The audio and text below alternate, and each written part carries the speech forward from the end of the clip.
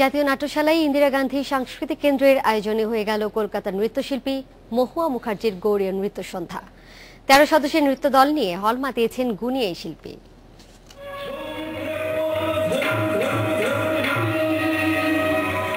নুপুরে নিক্কণে মুখরিত পুরো নাট্যশালা। গৌড়ীয় নৃত্যের বড় বিজ্ঞাপন মহুয়া মুখার্জি গানের তালে তালে বৈশিষ্ট্যমণ্ডিত ভঙ্গিমার দোলাচলে চোখ ও হাতের গতিবিধিতে মন জয় করেছেন দর্শকদের। ১৯৮৩ সালে এই শিল্পী প্রথম এসেছিলেন বাংলাদেশে। এরপর থেকে বাংলাদেশে বিভিন্ন অনুষ্ঠান ও কর্মশালার আয়োজন থাকলে আসছেন নিয়মিত।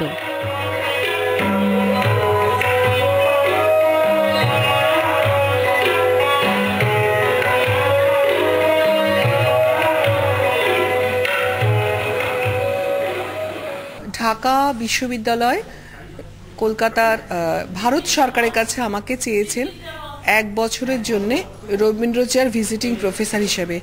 তো আমি সেই জন্য এসেছি। ১ বছরের জন্য ৬ মাস হয়ে গেছে, আর ৬ মাস আছি। ঢাকা বিশ্ববিদ্যালয়ের অনুরোধে বর্তমানে ১ বছরের জন্য শিক্ষকতা করছেন তিনি।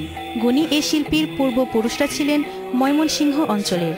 তরুণ শিল্পীদের মাঝে শাস্ত্রীয় নৃত্য ধরে রাখার প্রচেষ্টা অব্যাহত থাকুক এই কামনাই করেছেন শিল্পী।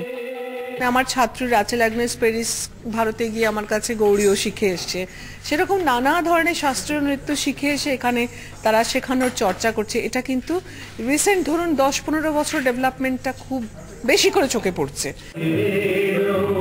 নিয়মিত বিভিন্ন কর্মশালার মাধ্যমে তরুণ শিল্পীদের আরও প্রশিক্ষণ দেওয়ার আশা প্রকাশ করেছেন বরেণ্য এই শিল্পী। Tabassum Arzu, Independent News, Dhaka.